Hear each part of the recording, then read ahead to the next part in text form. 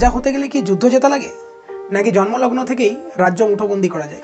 আসুন শুনে নিই এক অদ্ভুত ইতিহাস যা আপনাকে বিস্মিত করবে। সালটা 1316। এই 1316 সালের এক অস্থির দিনে হঠাৎই প্রয়াত হলেন ফ্রান্সের রাজা দশম লুই। বয়স মাত্র 26। সিংহাসন শূন্য, উত্তরাধিকারী তখনও গর্ভে। তার কন্যা জোয়ান ছিলেন, কিন্তু নারীদের সিংহাসনে বসার অধিকার ছিল না। এই ফাঁকে রাজ্য চালাতে শুরু করেন কাকা ফিলিপ, কিন্তু রাজপ্রাসাদ দিন গুনতে থাকে, অপেক্ষা করতে থাকে নতুন রাজার। 15 নভেম্বর অবশেষে জন্ম নিল দশম লুইয়ের পুত্র জা ফার্স্ট।